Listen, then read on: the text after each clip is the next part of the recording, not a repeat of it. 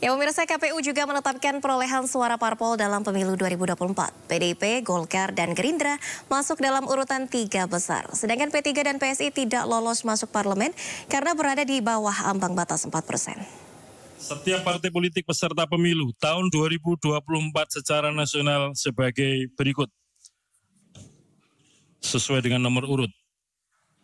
Nomor urut 1, Partai Kebangkitan Bangsa, perolehan suara sah 16.115.655 suara. 2. Partai Gerakan Indonesia Raya, perolehan suara 20.071.708 suara. 3. Partai PDI Perjuangan, perolehan suara sah 25.387.279 suara. 4. Partai Golkar, perolehan suara sah 23.208.654 suara. 5. Partai Nasdem, 14, perolehan suara sah 14.660.516 suara. 6. Partai Buruh, perolehan suara sah 972.910 suara. 7. Partai Gelombang Rakyat Indonesia, perolehan suara sah 1.281.991 suara. 8. Partai Keadilan Sejahtera, perolehan suara sah 12.781.353 suara. 9. Partai Kebangkitan Nusantara, perolehan suara sah 326.800 suara. 10. Partai Hati Nurani Rakyat, perolehan suara sah 1.094.588 suara. 11. Partai Garda Republik Indonesia, perolehan suara sah 406.883 suara. 12. Partai Amanat Nasional, perolehan suara sah 10.984.003 suara.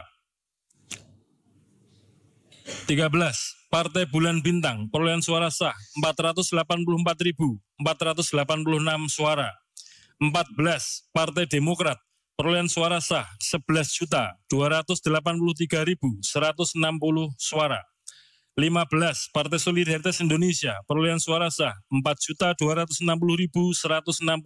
suara. 16. Partai Perindo, perolehan suara sah 1.955.154 suara.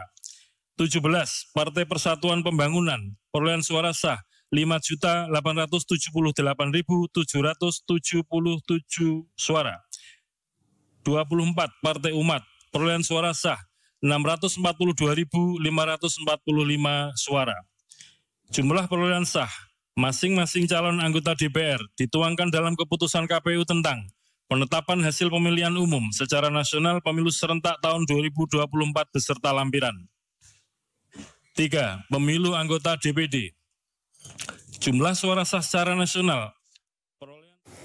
Ya pemirsa, Partai Persatuan Pembangunan dipastikan gagal menempatkan wakilnya di DPR RI lantaran suara yang diperoleh pada pemilu tahun ini tak menembus ambang batas parlemen 4%. Ini jadi pertama kalinya P3 gagal melangkah ke Senayan. Persatuan Pembangunan, perolehan suara sah 5.878.777 suara.